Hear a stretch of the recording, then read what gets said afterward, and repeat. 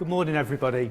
It's a real privilege to take part in a TED event, speaking alongside a highly group of talented people to a really skilled audience.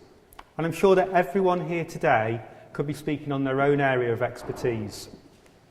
Over the next few minutes, though, I wish to explore 3 ideas as to how you have become so skilled. As a teacher, I believe that the most important thing that children can learn today is how they can become successful. How can they develop the skills of success in themselves? What are the secrets of success? To me, this really is the future of learning. Yes, I can teach them mathematics, but who knows what technology there will be in the future to solve those problems. Yes, I can teach them how to get a grade C or a grade A, but there's changes in examinations around the corner, and what will that mean? I work desperately hard as a school leader to give the pupils the paper qualifications for the next stages in their lives. But most of all, I wish to teach them how to be successful. The 3 ideas that I wish to talk about are: number 1, neuro-linguistic programming; number 2, the art of deliberate or purposeful practice; and number 3, mindsets. But most of it, important of all, I wish them to link them together, as I passionately believe that if we see those concepts together in a connected network, that's how we can best teach young people the skills of success. My first experience of NLP in an educational context was through the work of Alistair Smith, who wrote this fantastic book. Sometimes you read a book and it just stays with you and it becomes part of your life, and that was the case with me. I'd just become the head of maths in a school where the children's experience of maths was a really negative one. They'd had one supply teacher after another, and their belief was that the maths classrooms was somewhere where you went to misbehave. It was tough. I knew the first thing I had to get right was what was going on in my classroom. And then if I could get it right in my classroom, I could move it on to the suite of classrooms. Now, I can still remember that first lesson, and it really sticks with you. It had took me 10 minutes to try and get a group of Year 9 children quietly organised so they were ready to begin learning. They just saw it as a joke. I was just the latest teacher stood before them, but I managed it. I got them quiet, and I was just about to speak. And then, almost in a scene from a film, a Year 9 girl bounced into the classroom. I could see the fight in her eyes. Her eyes were sparkling. She'd obviously had a confrontation with another teacher. She looked at me and the whole class went quiet. The whole class went quiet. And to me now, this just seems so ridiculous what she said, but at the moment it kind of made me shake.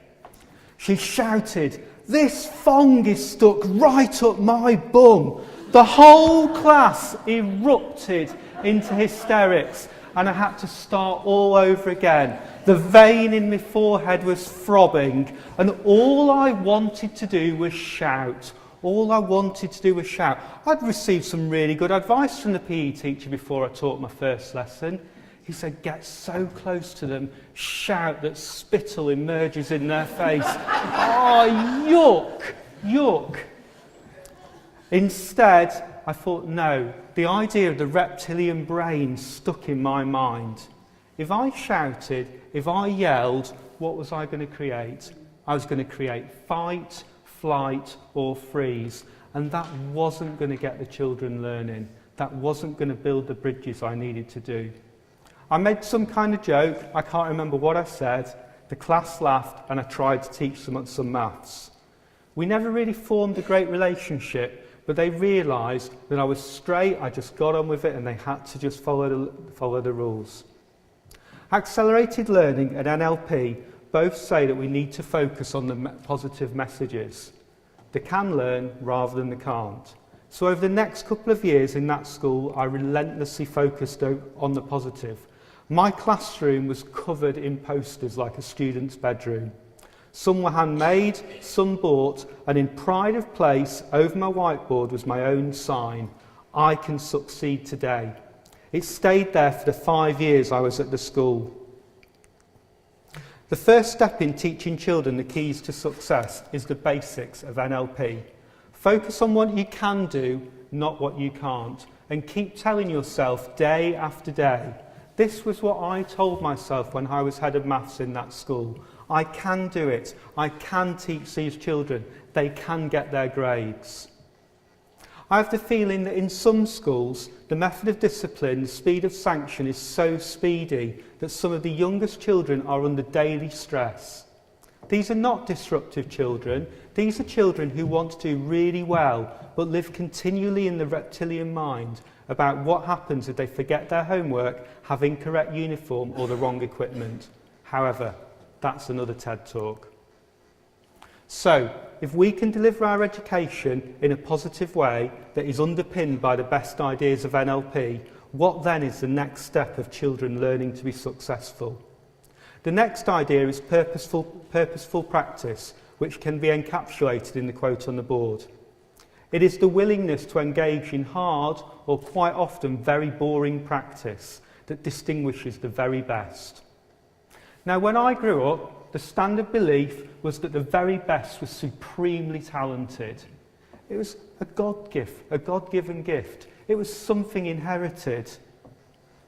Therefore, yes, you could get better at practice, but that was never enough to be the best.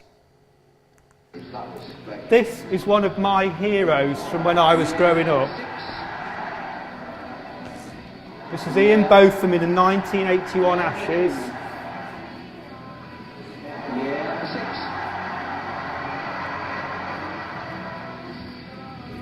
Now, when I was a child, I couldn't believe that practice could create that. That was just God-given, it must be. And I can still remember walking into town, stopping at different electrical shops as Botham's innings went on. The other hero that I had as a child was John McEnroe. And the same kind of thing here, the same kind of thing. He stands so close in, it's untrue. Ivan Lendl doesn't have chance to really play. Now, that surely can't be created with practice. That can't be. That's just God-given. And that was the belief that I always had when I was growing up. Yes, I practiced. In my cricket, I would spend hours at a cricket field just dragging anybody along to throw cricket balls at me. I can remember running down the drive, bowling at a bin on the drive, pretending I was Malcolm Marshall, my hero at that stage in my life. I played table tennis at a decent standard. We had lessons. There were 16 children, always all practicing the same routine. And 30 years on, I can still remember the routine that we practiced. Short serve, backhand push, and the server hitting a forehand topspin. However, individual coaching that focused on individual weakness or strengths, well, that was few and far between and only for the wealthy few. There was no doubt that practice did make a difference in comparison to those who never practiced at all. But it didn't seem to enable any big leaps in performance. In fact, I even found sometimes that the more I practiced, I didn't get any better. In fact, I even got worse, because I was just repeating the same thing over and over again. The idea of practice was not really discussed in any length, though I did read occasional stories. I read the story of Ivan Lendl, who was the player playing against McEnroe before. He was not even the best player in Russia in his teens, but he went on to become the world's best through a phenomenal work ethic. And the statistics there on the board show that actually overall he achieved more success than the flamboyant John McEnroe. The other example that I can vividly remember reading about was about a gentleman called Jeff Boycott. When he was preparing to play cricket in India and Pakistan, him and some of his friends polished the wooden floor of the gym so that the ball would bounce off it as though it was in India or Pakistan. But those kind of stories, they weren't greatly hailed by the press. Instead, it was the individual genius of the tabloid favourites that was very much to the fore. The first occasion when I heard a different view was during teacher training, when I attended a half-day seminar entitled Ability. 2 education lecturers gave the view that there was no such thing as ability. It was about the environment a children was brought up in and the teaching that they received, whether at school or at home. I can remember railing against this. It couldn't be right. I commented it wouldn't matter how much I practiced. I'd never become an international sportsman. The lecturers responded to my views and those of others with patient, weary wisdom, born out of an unshakable belief that they were on the right track. They were far too humble a pair to claim they were right. That was 20 years ago, and now my view has greatly changed. Why? Why, may you ask? First, it's life experience that's made me consider what is practice. How can it be made more worthwhile? In my teaching, when I'm teaching equations, I want the children to practice, practice, practice. Those children who really did that would make huge strides and would overtake the pupil who appeared naturally talented at 11 but did not retain the work ethic. Those of us who are teachers, there's some classes that you really remember and they stay with you for your whole career. I had one maths class that I started teaching halfway through year 7 and I taught them all the way up through year 11. And there's 3 children that really stick in my mind. First of all was Kate. Kate worked so hard. She had that enquiring mind and was always asking questions of me. It was no doubt fostered by her parents at home. I used to really enjoy the parents' evening meeting when I met Kate's parents because we just have a really good conversation about school and about life, and it was one of those conversations that I never wanted to end and kind of slowed up my queue of other parents waiting. Kate did amazingly well. She worked so hard, and by the end of year 11, she got her string of A stars, went on to a really good 6th form and did very well, and is now a primary school teacher. And that kind of anybody who taught her, I know, is really pleased that that's what she became. That was Kate. Then there was Lee. Lee had what he believed was a natural gift. He'd been told at primary school that he was really good at maths. He didn't practice. He wouldn't follow the methods. He could, at the start of year 7, work from the question to the answer with no notes at all, no workings.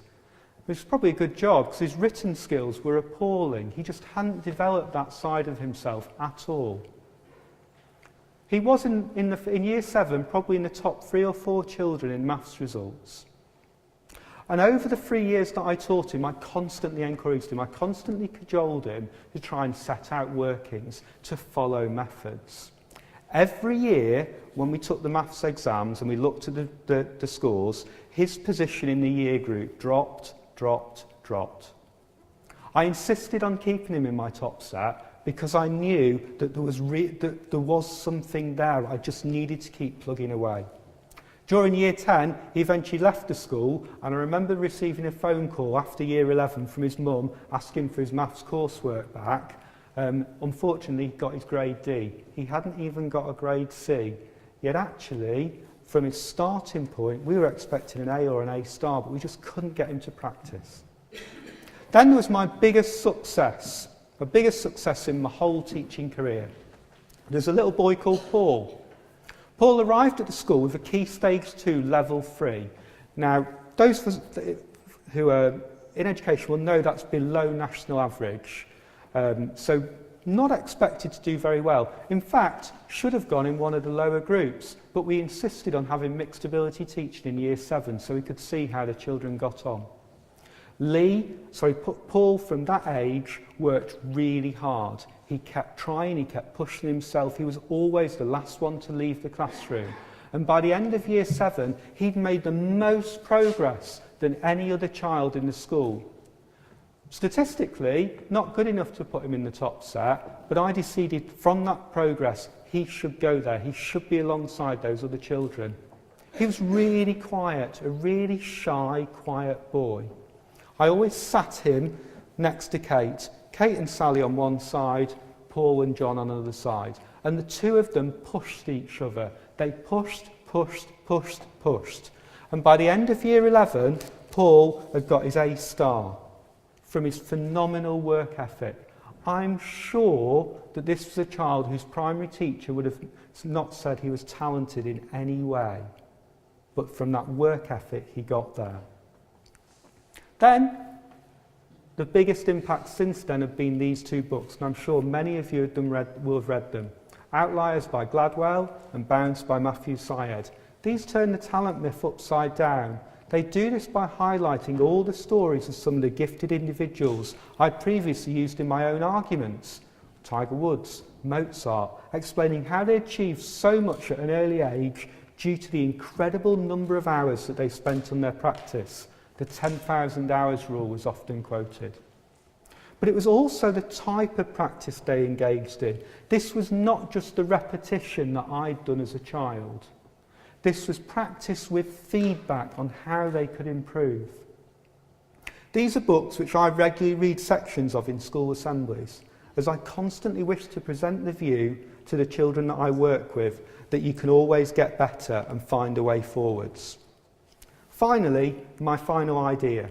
What really interests me at the moment as a teacher and a parent is if I can set the conditions for NLP, if I can work on these skills with my children and my pupils, I can talk to them about purposeful practice and show them this is the route to success. But what separates the children from those who can practice and those that can't? In my opinion, mindsets is the final part of the triangle. Over the last month, I've been deployed into schools working with children on their maths. We've decided in the trust that I work in that the most practical thing that I can do is help children on a day-to-day basis in this run-up to exams. And it's been really interesting working with those children. These are children from very challenging backgrounds, but in a small group, they want to learn. They want to do well. But they don't always seem to be able to get there. And I think it's because of this fixed and growth mindset idea. I think many of the children that I work with are in the fixed mindset. These are students in their hearts that believe that basic qualities are fixed and they can't be changed. They believe talent is the key to a student's success. Last week they were telling me about a student who did phenomenally well, and their comment is he must be really clever. I said, no, he's practiced, he's learnt. And they did accept that idea. They just said, oh yeah, he's been working 4 hours a night all the time since he was in year 7. But I could never do that because I've got a social life, was their reply. I said, well, never mind 4 hours. How about 20 minutes a night from now on over the next 2 weeks? Do that. That will make a difference. You can do it. It's about effort. It's about what you're prepared to put in. I think in schools, what we've got to do is be teaching the triangle of ideas. What we've got to be doing is teaching children NLP, modelling in action, and being relentlessly focusing on the idea of practice and effort, not talent. We need to be setting up systems to develop a growth mindset. We need to praise and reward the efforts of the child, not the result. We need to encourage risk, in the words of Edison. Many schools are taking on the ideas of mindsets. They're teaching mindsets in their schools. But we also have to show pupils that success is not a linear journey, but instead the effort that is applied will help them move forwards in different ways.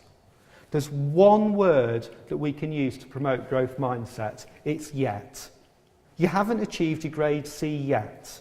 You haven't got your grade 5 music yet. You haven't scored a century yet. So what about you? What can you do? If you don't work in the education sector, think about growth mindsets. When you praise your children, your friends or your colleagues, tell them how pleased or impressed you are with their efforts. And if they haven't achieved, if they are down because they haven't achieved their goals, remember, they haven't achieved them yet. That is the future of learning. Thank you very much for listening.